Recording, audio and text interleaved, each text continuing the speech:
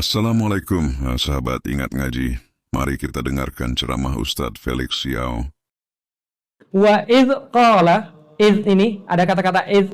Kalau ada kata-kata idh di dalam Al-Quran, berarti Allah minta kita untuk perhatian. Karena kata-kata idh itu artinya ingat. Artinya Allah minta kita untuk ingat, Allah minta kita untuk mengulang-ulangi, Allah minta kita untuk menganalisis, Allah minta kita untuk menceritakannya kembali agar mengambil banyak pelajaran daripada ayat-ayat yang akan disebutkan setelahnya. Berarti kalau ada kata-kata id, tolong perhatian baik-baik. Wa idz qala rabbuka lil malaikati inni ja'ilun fil ardi khalifah. Coba ingat-ingat baik-baik ketika Allah berfirman pada para malaikat, inni ja'ilun fil ardi khalifah. Aku ingin menjadikan seorang khalifah di atas, aku ingin menjadikan khalifah di atas muka bumi. Pertanyaannya, khalifah itu apa? Pemimpin, salah. Khalifah di dalam ayat ini artinya apa? Pengganti, lumayan. Selain mengganti apa lagi? Oke, perhatiin baik-baik. Ketika Allah berfirman pada malaikat bahwa aku ingin menjadikan di muka bumi yang barusan aku ciptakan itu khalifah, pengganti, atau dalam bahasa yang lebih pas, manajer, pengelola. Jadi aku akan menjadikan pengelola di atas muka bumi ini namanya manusia. Itu yang dikatakan pada para malaikat. Malaikat langsung berkata, ataj'alu fiha mayufsidu fiha wa yasfikut dima. Malaikat menyebutkan ada dua sifat manusia yang malaikat tahu, yang malaikat sebutkan. Apakah betul ya Allah yang dijadikan di atas muka bumi itu manusia yang punya dua sifat? Apa sifatnya? Satu, yang manusia itu suka merusak, yufsid wa yasfikut dima. Yang kedua, suka menumpahkan darah. Oke, berarti malaikat bilang kita punya dua sifat, bukan protes ya. Itu malaikat cuma bilang yang diketahui oleh dia, karena malaikat nggak bisa protes. Manusia suka protes, manusia suka bantah, tapi malaikat bisa bantah dan protes? Tidak. Maka malaikat mengatakan manusia yang akan dijadikan di atas muka bumi yang punya dua sifat. Satu sifat apa namanya? Merusak. Yang kedua sifat apa namanya? Menumpahkan darah. Wa nahnu nusabbihu bihamdik wa nuqaddisu lak. Padahal kami senantiasa bertasbih kepada Engkau, mensucikan Engkau dan senantiasa memuji kepada Engkau. Lantas Allah berkata dengan sangat singkat, qala inni a'lamu ma la ta'lamun. Aku tahu kamu tidak tahu. Singkat ya. Artinya apa? Aku tahu apa yang aku lakukan. Tenang saja. Aku tahu, kamu tidak tahu. Dibuktikan pengetahuan Allah itu sekaligus menjadi pelajaran bagi Anda yang sangat penting sekali dalam ayat yang berikutnya. Wa 'allama Adamal asma'a kullaha. Allah mengajarkan kepada Adam nama benda-benda di dalam surga, di depan para malaikat. Wa 'allama Adamal asma'a kullaha. Ini namanya ini ya, ini namanya ini ya, ini namanya ini ya, ini namanya ini ya. Summa aradhum 'alal malaikah. Kemudian selesai diajarkan pada manusia, maka dipalingkan benda-benda itu kepada malaikat. Lalu kemudian faqala ambiuni bi asma'i haula'i in kuntum shadiqin. Oke malaikat, tadi sudah saya ajarkan nama Adam, nama benda-benda pada Adam. Sekarang tolong sebutkan nama benda-benda ini kalau kalian memang termasuk golongan yang benar. Apa kata malaikat? Langsung terkenal. Malaikat berkata, Subhanak la ilma lana illa ma'allamtana innaka antal alimul hakim. Nah, maka kemudian dia katakan apa? Ya Allah subhanak, maha suci Engkau ya Allah, kami enggak berani apa-apa. La ilma lana, kami enggak punya ilmu apapun illa ma'allamtana, kecuali yang sudah diinstal kepada kami. Bisa difahami? Ada di sini pelajarannya apa? Manusia itu kemudian diajarin sesuatu, ketika sesuatu diajarin kepada manusia, dipalingkan kepada malaikat, malaikat enggak ngerti. Karena malaikat itu diajarin nggak bisa difahami teman-teman sekalian. Karena cuma diinstal bisa. Innaka antal alimul hakim. Engkau maha tahu, engkau maha memutuskan. Maka kemudian dibuktikan pengetahuan Allah. Qala ya Adamu ambihum bi asma'ihim. Oke, Adam, malaikat sudah nggak bisa. Sekarang Adam sebutkan nama benda-benda yang tadi barusan saya ajarkan. Falamma amba'ahum bi asma'ihim. Maka nama benda itu satu-satu disebutkan oleh Adam. Semuanya disebut oleh Adam. Lalu kemudian setelah disebutkan, Allah katakan, alam aqul lakum inni a'lamu ghaibas samawati wal ardh wa a'lamu ma tubduna wa ma kuntum taktumun. Benar kan kata Allah? Aku sudah tahu segala macam di langit, di bumi, apa yang kau lahirkan malaikat dan apa yang kau sembunyikan malaikat, aku semua sudah tahu. Pertanyaannya, kita kembali lagi. Yang dilahirkan malaikat apa tadi? Ada dua sifat manusia. Satu. Yang kedua, yang disembunyikan malaikat apa? Yang malaikat tahu tapi dia ngomong. Yang disembunyikan malaikat adalah malaikat tahu juga manusia punya sesuatu yang melebihi dia, yang menyebabkan dia lebih mulia daripada malaikat. Apa itu? Akal. Yang akal ini kalau seandainya dipakai lebih hebat daripada malaikat. Coba lihat, akal itu menyebabkan kita lebih hebat daripada malaikat, tapi bisa menyebabkan kita lebih rendah daripada binatang ternak. Coba lihat ya, binatang selalu salah, Malaikat benar selalu, nggak mungkin salah, ya. Manusia tengah-tengah punya akal, tapi lebih hebat daripada malaikat kalau pakai akal. Kalau nggak pakai akal, lebih rendah daripada binatang ternak. Loh kok bisa begitu? Ada dalilnya. Coba lihat ya. Namanya kucing, itu biasanya pasti salah. Lah kenapa? Apapun yang dia lakukan pasti salah. Dia lagi lapar, subuh-subuh. Anda lagi mau sahur, disiapin makanan, tiba-tiba digondol sama kucing. Kira-kira yang salah Anda atau kucingnya? Tiba-tiba kemudian Anda mana kucingnya? Dasar kucing tidak berakhlak. Kira-kira Anda yang gila atau kucing yang gila? Kucing pasti salah terus, maka Anda nggak usah salin, dia sudah salah. Untuk saya lihat, namanya ayam ya pasti salah, nggak usah disalin juga salah, gitu kan ya. Nah, kenapa? Karena binatang selalu salah, tapi malaikat selalu benar. Tapi manusia, kalau dia tidak pakai akal, jatuh lebih rendah daripada binatang ternak. Ulaika kal an'am bal hum adall. Contoh misalnya, ayam jantan ketemu sama ayam jantan. Apakah LGBT? Cuman gitu kira-kira. Ini nggak punya otak loh, nggak punya akal, tapi tetap tidak melakukan seperti itu. Tapi manusia yang sudah nggak pakai akal, habis lebih rendah daripada binatang ternak. Melakukan yang binatang ternak nggak kepikir, teman-teman sekalian. Paham sekalian? Coba, ini mohon maaf ya, mohon maaf. Katanya kan kalau contoh itu kenapa ekstrim kan tadi ya. Mohon maaf ya, ini contoh agak ekstrim ya. Tahu anjing? Kalau anjing jantan sama anjing jantan ketemu, seanjing-anjingnya anjing jantan itu, kalau ketemu sama anjing jantan yang lain, masuk kamar gitu. Enggak, seanjing-anjingnya anjing jantan itu kalau kamu anjing jantan yang lain pasti berantem untuk membuktikan siapa yang paling anjing di antara mereka, kan itu kan ya. Tapi ada manusia gitu kan ya. Laki-laki ketemu sama laki-laki masuk kamar, paham sekalian? Ini nggak masuk akal. Lah kenapa? Karena sudah kehilangan akal. Maka Islam sangat menghargai akal, menjaga akal. Nggak boleh minum khamar, jangan nonton pornografi. Lah kenapa? Akal antum terganggu di situ. Lah kalau akal antum terganggu, apapun itu nggak bisa taat. Lah kenapa? Ketaatan itu intinya di sini. Nah makanya kalau ada misalnya dalam hadis satu Rasul katakan ada orang dipaksa untuk menerima 3 maksiat. 1, membunuh orang. 2, berzina. 3, minum khamar. Antum milih mana? Kalau dipaksa, bunuh orang, minum khamar, atau berzina? Bunuh orang, bagus gitu kan ya. Ternyata orang ini mikir, kayaknya paling rendah nih minum khamar deh kayaknya. Kalau bunuh orang kan parah, berzina juga parah, minum khamar aja deh. Dia minum khamar, kehilangan akal dia, akhirnya dia membunuh orang dan berzina. Bisa dipahamin sekalian. Maka kalau orang sudah minum khamar, itu umul jaroim. Jadi khamr adalah ummul jaroim, ibunya seluruh tindakan kriminal. Kenapa? Merusak akal teman-teman sekalian. Karena orang sudah kehilangan akal, nggak tahu lagi mana baik, mana buruk, nggak tahu lagi mana haram, mana halal, nggak tahu lagi mana boleh, mana nggak boleh. Bisa difahami sampai di sini teman-teman sekalian. Pelajaran pertama, manusia punya akal. Kalau dia pakai akal, dia lebih daripada para malaikat. Itu yang tidak dikatakan malaikat. Kalau tidak dipakai, maka yasfikut dima, maka yufsidu fiha, maka dia menumpahkan darah, maka dia berbuat kerusakan. Paham sampai di sini teman-teman sekalian? Oke, kalau gitu kita lanjut. Kemudian Allah berkata lagi di dalam Al-Qur'an, mana tadi? Oh ini sudah masuk. Wa idz qulna lil malaikati isjudu li adama fasajadu ila iblis. Oke, sudah selesai semua pembahasan tentang malaikat. Malaikat sudah tahu manusia kenapa dipilih jadi khalifah. Sekarang semua malaikat silakan bersujud kepada Adam.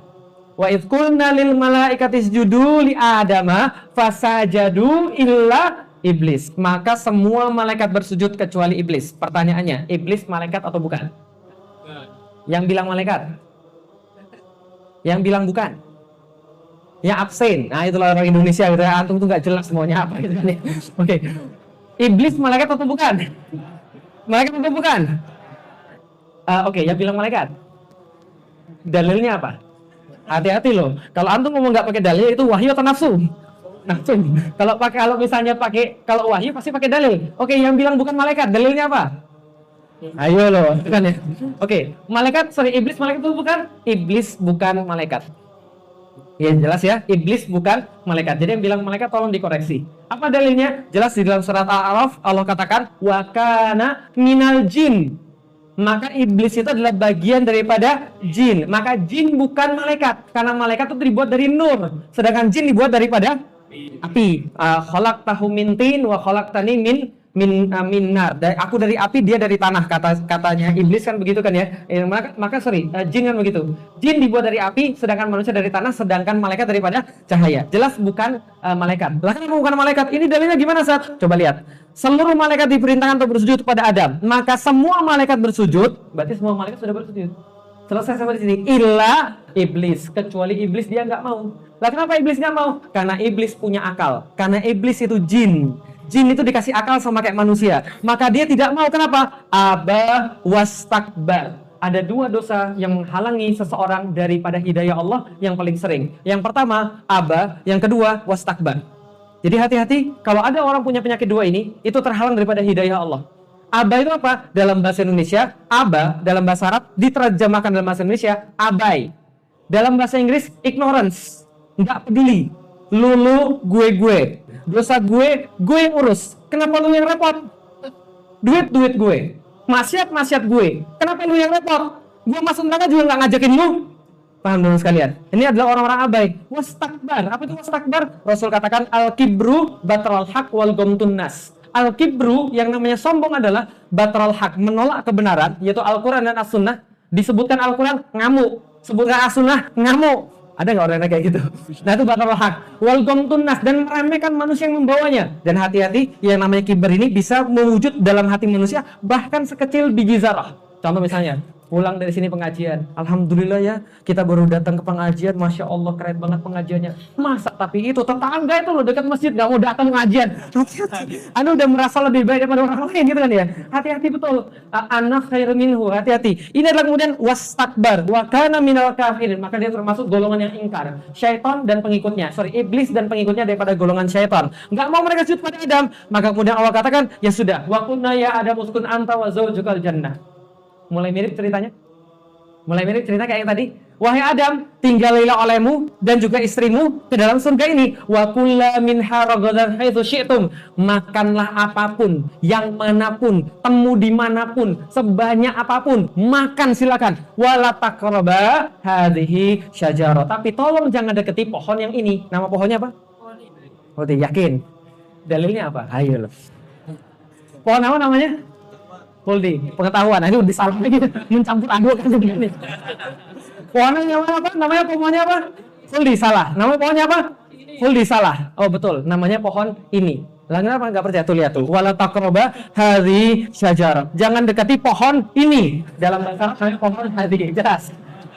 Lah Anda mungkin ketawa, Ustaz namanya pohon huldi. Di dalam Al-Quran ada kata-kata huldi, betul. Tapi itu tipuan syaitan. Coba baca ceritanya. Syaitan menipu manusia dengan mengatakan, ini pohon namanya huldi. Buahnya buah keabadian, khalidina fiha. Kalau Anda makan di surga selama-lamanya. Setan bener apa nipu?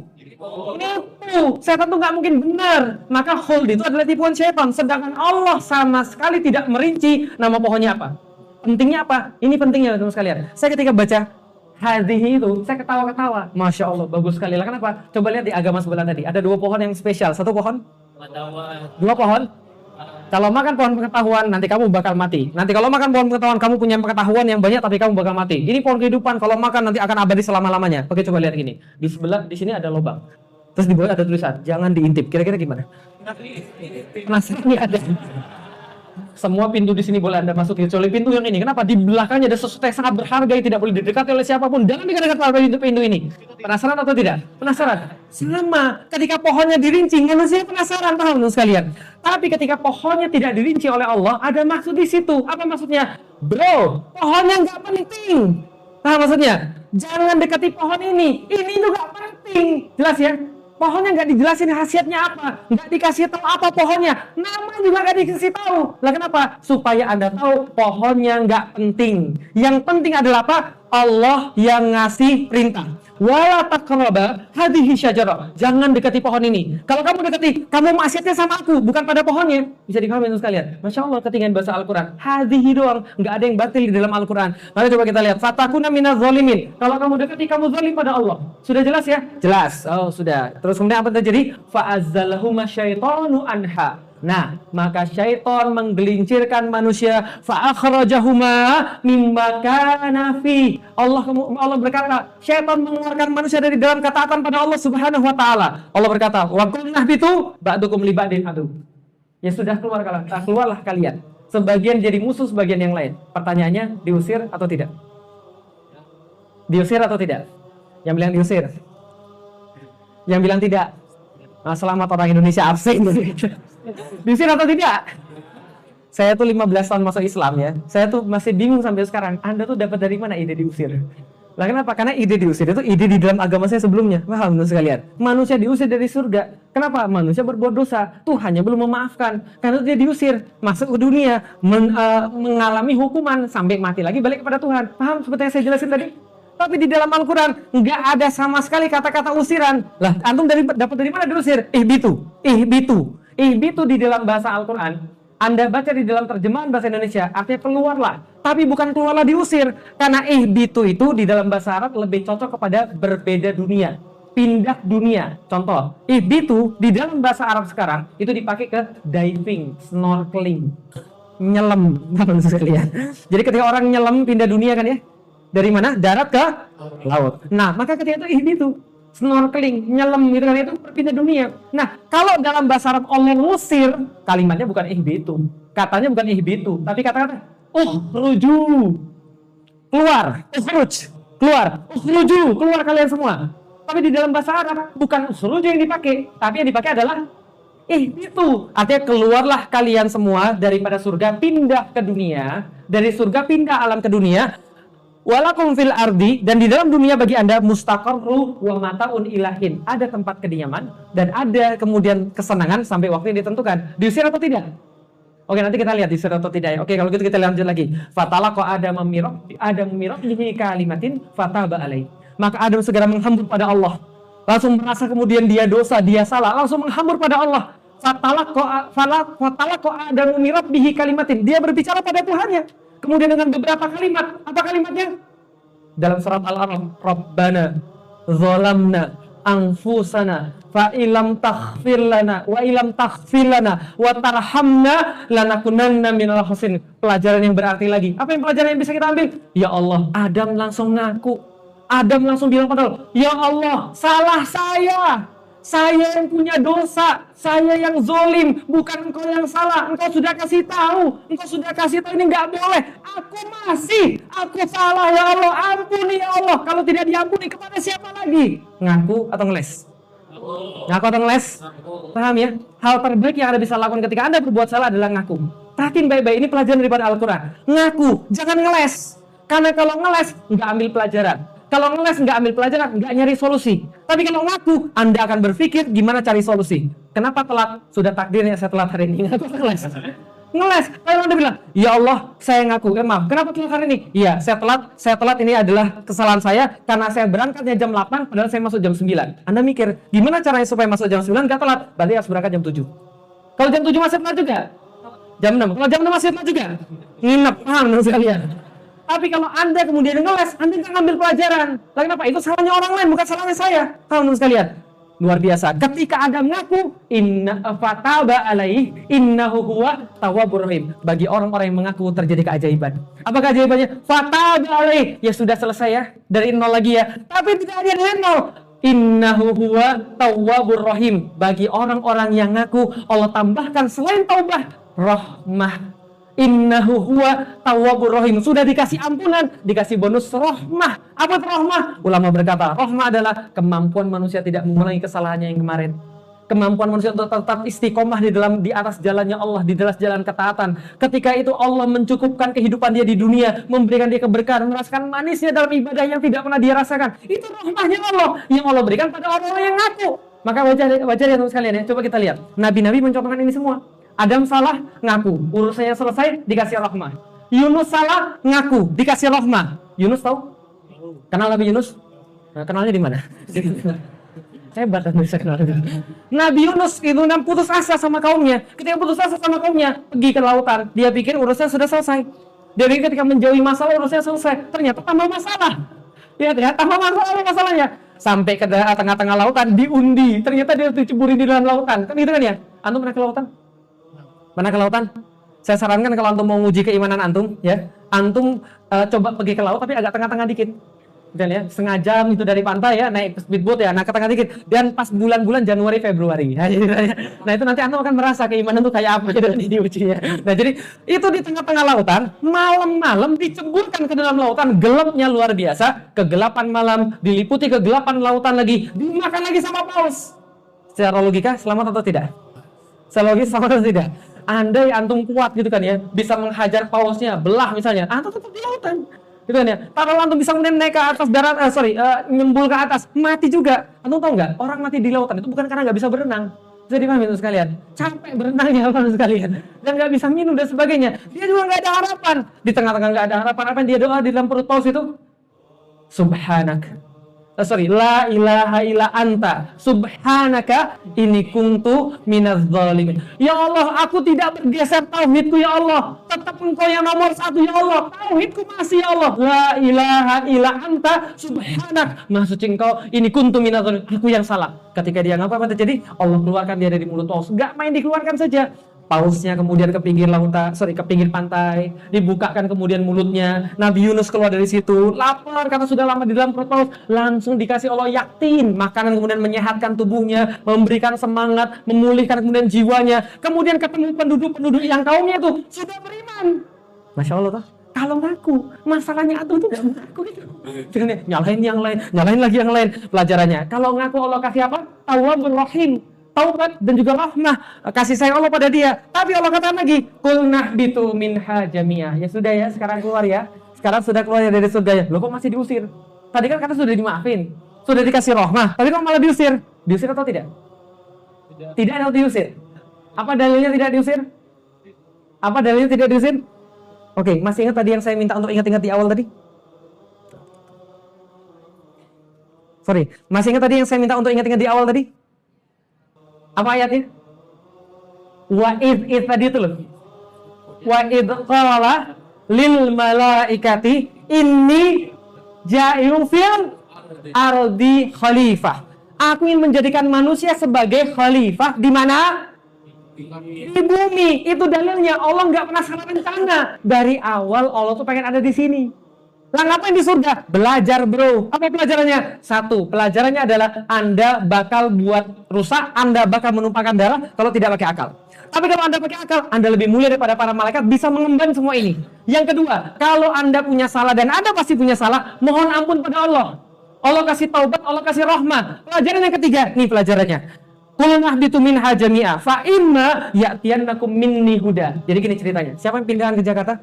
Yang baru-baru ini pindah ke Jakarta? Yang orang daerah belajar. Dari mana mas? Hah? Dari Jogja. Ada yang lebih jauh daripada Jogja? Jogja mah dekat. Di mana mas? Oh Palembang. Lebih jauh dari Palembang? Di mana mas? Padang. Di belakang? Flora. Mas, baru pindah kapan mas? 2 minggu. Pindah kerja atau pindah apa? Oh pindah kerja. Pas disuruh pindah sama bosnya, khawatir nggak mas di sini mas? Nanti makan apa? Tinggal di mana? Kondisinya seperti apa? Anak-anak sekolah di mana? Kepikir begitu nggak mas? Kepikir ya, wajar. Karena kenapa? Orang pindah pasti kepikir. Jangankan masnya, ini loh Adam ini loh. Bukan suruh pindah kota, pindah dirinya. Mungkin Adam bilang begini kira-kira. Ya Allah, kok aku suruh pindah sih? Lah aku di surga aja dikasih makan, dilayani, itu aja masih buat dosa. Lah gimana di dunia? Allah kata sudah tenang saja, turun saja dulu. Fa imma ya'tiyannakum minni huda. Nanti di dunia tak kasih SOP, paham sekalian? Nanti saya kasih SOP. Ya'tiyannakum minni huda. Aku kasih SOP. Faman tabi'a hudaya fala khaufun alaihim walahum yahzanun. Nanti kalau kamu ambil SOP-ku, saya jamin tidak akan ada kekhawatiran pada Anda, tidak akan Anda sedih, tidak akan Anda khawatir. Paham?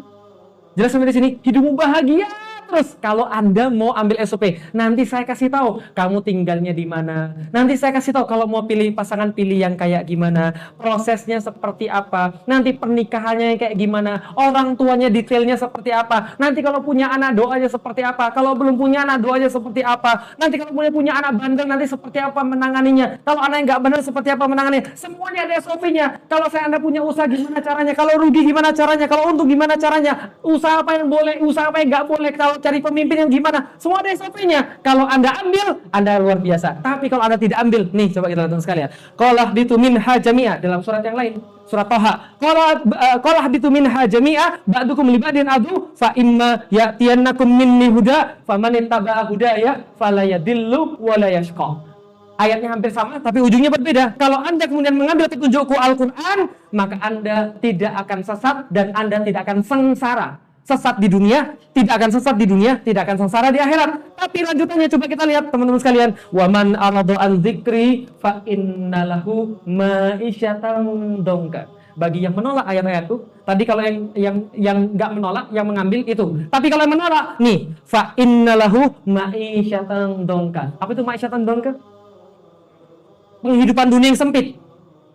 Dalam tafsir Ibnu Katsir, beliau mengatakan penghidupan yang sempit ada 2 pilihan. Satu, mau pilih yang mana? Coba lihat baik-baik. Satu, tidak dikasih rezeki sama sekali.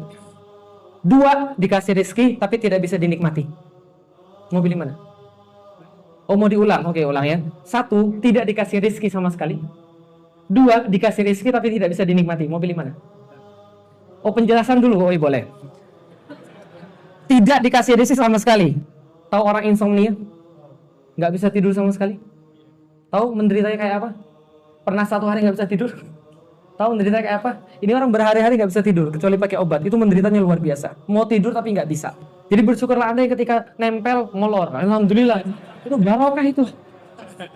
Oh, kalau di pengajian gimana? Lebih bagus untuk tidur di pengajian daripada untuk tidur di rumah. Lah kenapa? Karena tidur di pengajian pahalanya tetap dapat gitu kan ya. Jadi kalau mau tidur di sini aja nggak apa-apa gitu kan ya. Tidak masalah, itu karunia Allah.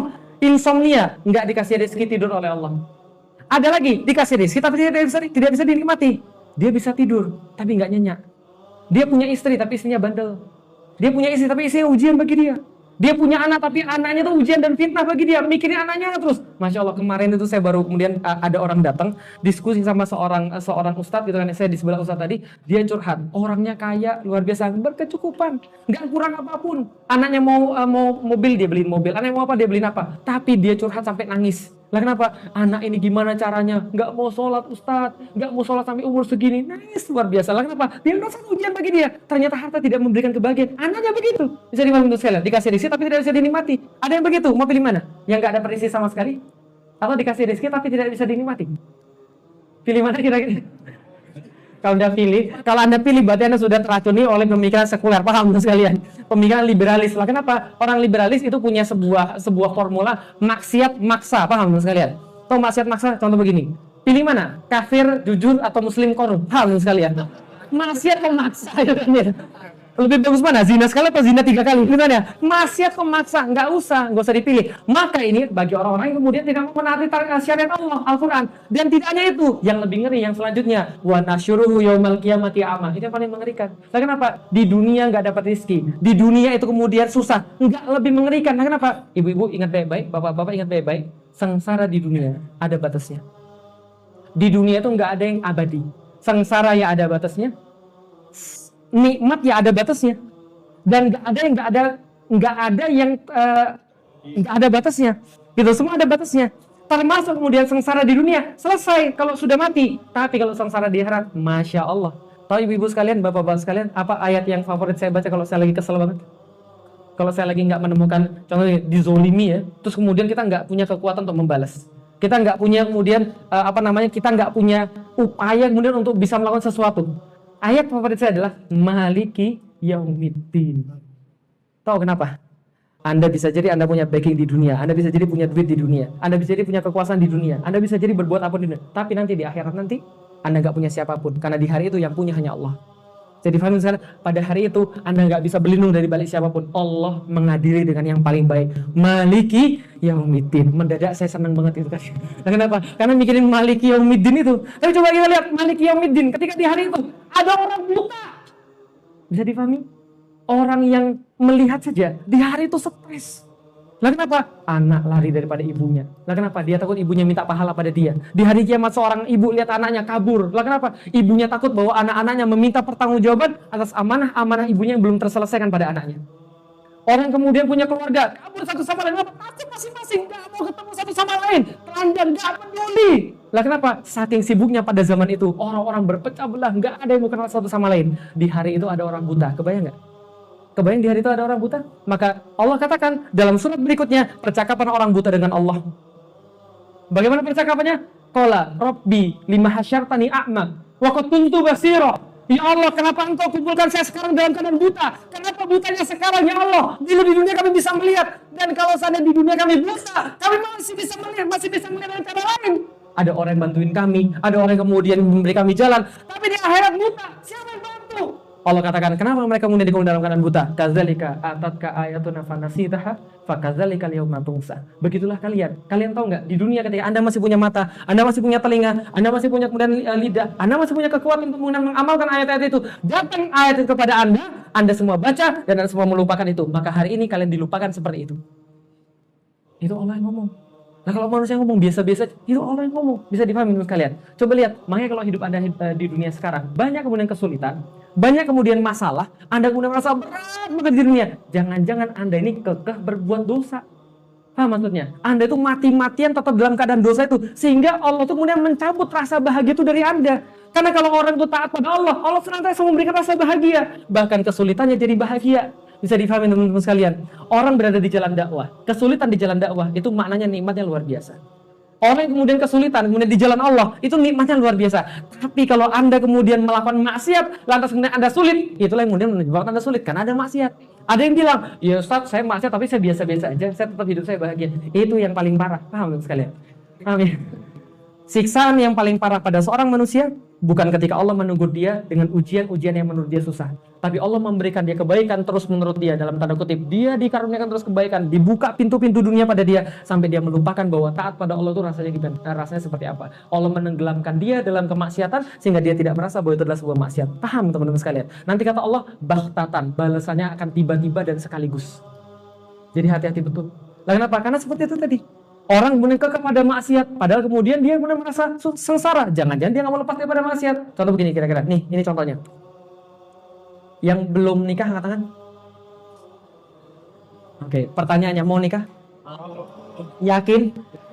Mau nikah yang bahagia atau nikah yang sengsara? Kemarin ada yang curhat ke saya gini, Ustaz, saya tuh udah nikah 6 bulan, Ustaz, 3 bulan yang lalu saya baru tahu ternyata suami saya LGBT, paham sekalian? Mau yang kayak gitu?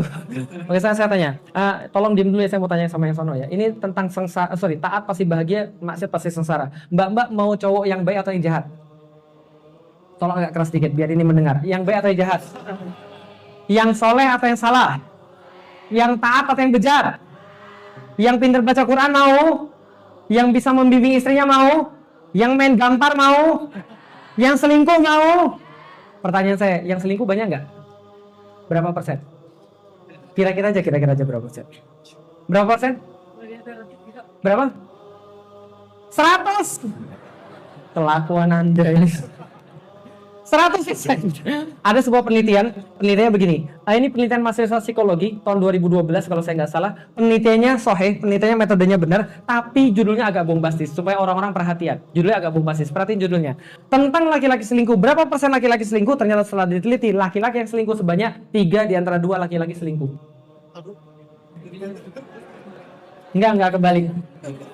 Berapa? 3 di antara 2 laki-laki selingkuh. Berapa persen? Oh sebentar Ustaz, laki-lakinya 2, yang selingkuh 3, yang satu siapa? Kayaknya LGBT yang tadi itu. Enggak, itu tadi kan sudah saya bilang judulnya bombastis, karena penelitian ini mengatakan semua laki-laki mau dan berpotensi selingkuh. Termasuk Ustaz. Untuk bisa begitu. Nah ini untuk masa depan Anda, perhatiin baik-baik ya. Tadi kan sudah saya interview. Sekarang saya mau interview yang laki-laki. Perhatiin baik-baik ya. Ini demi masa depan Anda. Ya. Kalau yang ibu-ibu ini masa depan anak-anak perempuannya ya. Ini tolong perhatiin baik-baik ya. Tolong dengerin baik-baik. Dari mana penelitian itu betul atau tidak? Nih coba kita lihat. Nih, yang belum nikah katakan yang belum nikah. Yang sudah nikah? Oke, perhatiin baik-baik. Pertanyaannya ya, yang sono gak usah jawab ya, perhatiin baik-baik ya. Bisa jawab? Agak keras bisa? Oke, tolong jawab baik-baik. Perhatiin pertanyaannya. Kalau yang belum nikah, andaikan Anda sudah nikah, ya. Kalau yang sudah nikah, ya langsung jawab saja. Oke, ini pertanyaannya. Apa alasan Anda sehingga Anda tidak selingkuh? Tapi jawabannya tidak boleh karena Allah. Jelas? Jadi jawaban karena Allah itu nggak boleh. Ya, oke. Alasan apa Anda tidak selingkuh? Oke, ada yang punya alasan? Nanti kita uji. Kenapa Anda tidak selingkuh? Kalau punya istri kayak apa Anda tidak selingkuh? Kira-kira. Atau atas alasan apa Anda tidak selingkuh? Ada alasan kira-kira? Oh, istrinya cakep. Ini penting, Mbak tolong dengerin. Ini penting sekali. Anda itu hidup di zaman hedonis. Paham? Dimana semua itu dinilai daripada fisik.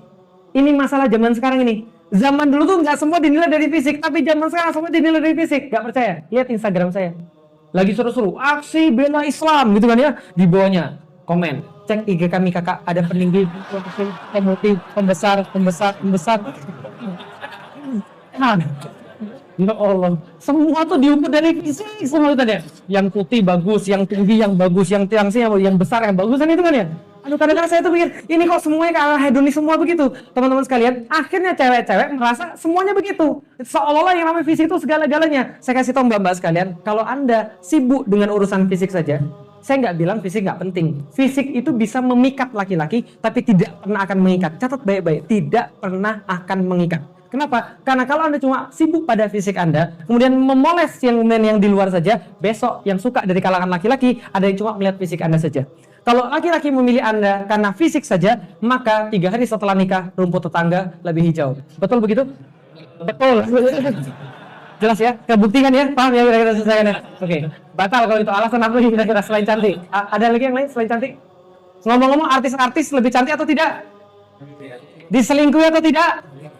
Batal. Cantik, batal. Ada yang lagi yang lain? Nggak ada yang mau sama saya. Jangan terlalu jujur. Apa mas? Alasannya apa mas? Karena nyaman. Yang selingkuh bilang kita lagi gitu juga. Saya ya nyaman sama istri saya, tapi saya lebih nyaman sama kamu. Paham ya? Jadi yang kayak ini jangan dipercaya ya, nyaman. Wopok. Nggak ada. Oke, ada lagi yang lain. Apa mas? Berbakti sama suami? Oh bukan, nggak selingkuh sama istrinya, karena istrinya berbakti sama suami. Oke, pertanyaan, istri-istri yang baik ada nggak yang diselingkuhi? Batal. Ada lagi yang lain? Sayang. Yang selingkuh bilang gitu nggak? Bilang juga gitu, nggak ada alasan. Saya kasih tahu sekalian, nggak ada alasan bagi laki-laki untuk tidak selingkuh pada seorang istri kalau bukan karena Allah. Jelas sampai di sini? Kalau dia takut sama istrinya, dia akan selingkuh pergi ke puncak. Dia selingkuh pergi ke kota yang lain. Minimal dia akan pasang password di HP-nya. Paham? Jadi kalau sana ibu-ibu ada suaminya punya password, tolong sampaikan salam dari saya. Dan tolong sampaikan pada suami-suaminya, tidak ada rahasia dalam keluarga. Paham ya? Tidak ada rahasia dalam keluarga. Allah mentakdirkan suami Anda itu tahu rahasia Anda yang bahkan bapak Anda tidak tahu. Dan Allah mentakdirkan Anda untuk mengetahui rahasia suami Anda yang bahkan ibunya tidak tahu. Jadi kalau seandainya HP itu dikasih password itu keterlaluan. Paham gitu maksud saya? Nah, kenapa? Karena tidak seharusnya ada rahasia dalam rumah tangga. Maka kalau sudah ada password di HP ada password, apa sih mau disembunyiin? Paham teman sekalian? Bisa dipahami sampai di sini? Oke, berarti tidak ada alasan. Satu-satunya alasan adalah karena Allah. Coba lihat teman sekalian. Oke, tadi mau dapat cowok yang saleh atau yang salah? Yang taat atau yang bejat? Banyak orang pengen dapat kebahagiaan. Banyak orang pengen dapat kesenangan dalam hidupnya, kenikmatan dalam hidupnya, tapi ngambil jalan maksiat. Contoh, mau dapat cowok yang soleh, mau dapat cowok yang taat, mau dapat cowok yang baca Qur'annya bagus, yang setia, tapi pacaran. Kira-kira selingkuh sama pacaran sama atau beda? Sama-sama pegang tangan yang bukan mahram, gitu kan ya? Sama-sama kemudian merayu yang bukan halal, gitu kan? I love you, I miss you, I need you dan sebagainya, gitu kan ya? I have one question, gitu kan? Ya pokoknya gitu-gitu lah pokoknya. Nah, jadi ini adalah salah satunya. Nah, kenapa? Ketika orang bermaksiat sebelum nikah, dia akan lebih mudah bermaksiat setelah nikah. Paham teman-teman sekalian? Artinya adalah apa? Orang yang memaksiati Allah pasti akan sengsara dalam hidup dia. Teman-teman sekalian, catat baik-baik. Anda bisa jadi ketika bermaksiat, Anda bisa jadi senang. Tapi senang itu akan berakhir. Ujung-ujungnya akan ada banyak sekali penyesalan dan kemudian kehidupan Anda akan sengsara. Tapi coba lihat saya, kira-kira saya pacaran atau tidak? Dari wajah saya pacaran atau tidak? Jadi Anda kira saya nggak laku gitu ya? Oke, kira-kira saya pacaran atau tidak? Pacaran, iya. Karena itu saya bisa nulis buku udah putusin aja. Kapan pacarannya? Sebelum masuk Islam. Sebelum masuk Islam saya pacaran, setelah saya masuk Islam saya tahu pacaran haram. Kemudian saya bilang pada pacar saya setelah 3 bulan saya masuk Islam. Saya bilang begini, kamu sayang sama saya? Dia jawab sayang. Saya juga bilang, saya juga sayang sama kamu. Karena kamu sayang sama saya sayang sama kamu, kita putus aja. Lu kok putusin? Ya karena saya sayang sama kamu, saya nggak mau kamu dibakar api neraka. Kalau kamu sayang sama saya, kamu nggak mau saya dibakar api neraka. Akhirnya kita putus. Setelah kita putus, galau atau tidak? Galau, wajar. Namanya manusia.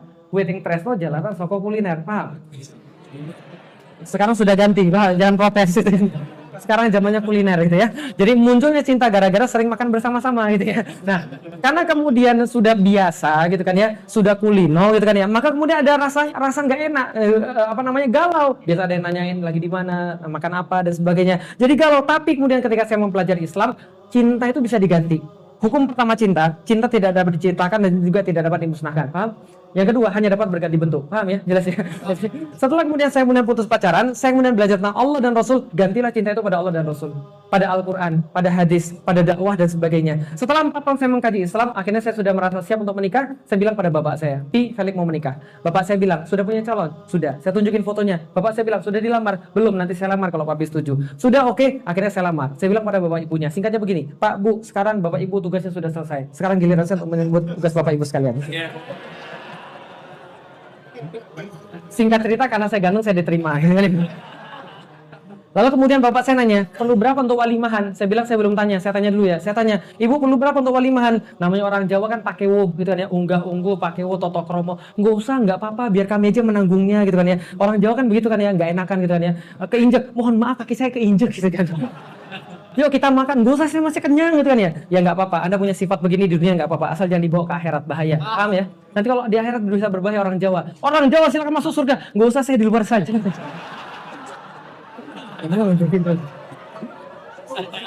Akhirnya bapak saya bilangnya, sudah kasih aja 5 juta. Bapak saya kasih 5 juta pada saya kasih pada ibu mertua saya 5 juta. Saya cuma ingin menggambarkan bahwa nikah itu nggak susah. Yang ada adalah antum yang membuat susah. Dan antum punya orang tua yang belum antum pahamkan tentang itu. Nanti kapan-kapan kita bahas tentang itu ya. Yang jelas benar, 5 juta saya kasih, saya punya tabungan 1,5 juta. Bapak saya modalin lagi 3 juta. Untuk apa? Beli mas kawin. Jadi 5 juta untuk kemudian calon mertua, kemudian 3 juta untuk beli mas kawin, 1,5 juta tabungan saya pribadi. Dan itu 1,5 juta dikit banget ketika tahun 2006 sebulan gaji kira-kira begitu ya. Nah, setelah kita nikah alhamdulillah mulai ada ujian. Karena kenapa? Orang baik dapat ujian, orang jahat dapat ujian. Ya, antum mau baik dapat ujian, antum mau jahat dapat ujian. Mending baik diuji atau jahat diuji? Orang yang baik mati, orang jahat mati. Mending mati baik atau mati jahat? Paham kira itu saya? Oke, saya orang baik, karena itu saya diuji gitu kan ya. Nah, ketika saya diuji, ujiannya apa? Pindah ke Jakarta nggak dapat kerjaan. Masya Allah, duit 1,5 juta habis dalam waktu kurang daripada sebulan. Ketika sebulan sudah nikah, dapat kabar. Apa kabarnya? Ternyata saya sakti mandraguna. Istri saya hamil, alhamdulillah. Gitu kan ya. Istri saya hamil, saya makin deg-degan. Kenapa ini kasih makan apa? Nggak dapat kerjaan sama sekali. Ketika nggak bekerjaan sama sekali, akhirnya saya bilang sama istri saya, Dek, belum rezeki Abi. Mau nggak ikut Abi jalan-jalan? Dulu kan kamu les privat 3 tahun di Bogor. Nih Abi anterin ke les privat, siapa tahu kamu dapat rezeki. Anterin 1, 2, 3, 4, nggak ada yang menerima. Akhirnya di tengah-tengah kondisi seperti itu, 2 bulan setelah nikah, dapat masalah yang lain. Apa masalahnya? Istri saya keguguran. Janin itu 2 bulan, mau dikurek harus keluar 3 juta. Sementara kalau keluar normal 700.000 aja. Mulai muncul prasangka terhadap Allah. Betul begitu? Ya Allah, orang berzina punya anak. Kenapa saya taat sama engkau? Engkau malah kasih yang seperti ini. Masa saya kemudian orang berzina punya anak, saya enggak? Kenapa saya mengharapkan ini? Kenapa enggak dikasih? Tapi kemudian saya istighfar, kemudian menjalani kehidupan lagi, taat lagi pada Allah. Akhirnya apa terjadi? Alhamdulillah ketika itu Allah kasih saya jalan keluar. Allah langsung angkat derajat saya. Saya langsung diangkat jadi penjual emas. Alhamdulillah. Mas kawin istri saya jual. 3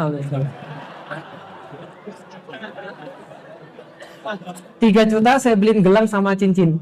Cincinnya sampai sekarang ada, gelangnya sudah hilang. Karena saya jual. Dan gelang saya jual, terus nggak cukup karena jualnya cuma dapat sekitar 2, sekian. Kemudian saya jual lagi motor istri saya. Istri saya sebelum nikah sama saya beli motor 6 juta. Second saya jual dengan harga 3 juta. Berarti sudah tangan berapa saya nggak ngerti. Nah itu memang rasanya kayak nggak punya harga diri, paham teman sekalian. Nah kenapa? Karena kita mau jualin barang istri. Suami macam apa itu kan? Tapi nggak apa-apa, yang penting kan beriman. Itu alasan suami carry kan itu kan. Nah, setelah kemudian saya jual semuanya itu, alhamdulillah saya baru bisa ganti motor istri saya 7 tahun setelah nikah. 7 tahun setelah nikah saya baru bisa ganti istri saya motor baru. Alhamdulillah, plus mobil baru. Tapi bukan itu masalahnya. Masalahnya di sini, coba lihat. Nih, setelah punya mobil, setelah punya motor, saya bilang sama istri saya, Dek, makan di luar yuk. Istri saya bilang, boleh. Saya tanya lagi, mau pakai mobil apa? Mobil merah atau mobil hitam? Mobil hitam pinjaman, mobil merah beli sendiri kan tadi. Karena istri saya bilang, gak usah pakai mobil, Bi, pakai motor aja. Kan kita bisa jalan-jalan tempat dulu yang kita nggak bisa beli, pas dulu, terus kemudian lebih romantis. Paham sekali ya? Jelas ya?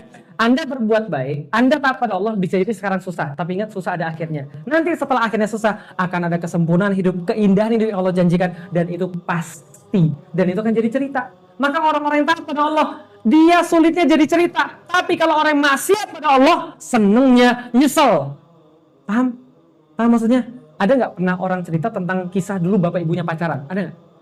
Ada nggak? Tapi kalau dia ta'aruf, Masya Allah, nanti Anda bisa cerita, dulu Abi jantan bro, datengin langsung eyangmu, langsung diterima karena Abi ganteng, kan gitu kan ya? Dia akan cerita. Karena dia nggak ada maksiat. Tapi kalau dia maksiat, dia cerita nggak? Dulu Abi begini sama ibumu, jadi gini. Terus sebelum Abi apel tempat ibumu, Abi telepon dulu. Assalamualaikum, bapakmu ada di rumah? Kalau nggak ada, baru Abi datang. Dan ketika Abi datang, Abi lakukan ini secara detail. Abi diceritain begitu? Nggak mungkin, paham ya? Orang yang maksiat nggak akan pede untuk diceritain. Tapi kalau orang taat, insya Allah akan pede untuk diceritain. Apa kesimpulannya teman-teman sekalian? Kesimpulannya adalah teman-teman sekalian hidup itu cuma sekali. Masa sih mau sekali hidup trial and error?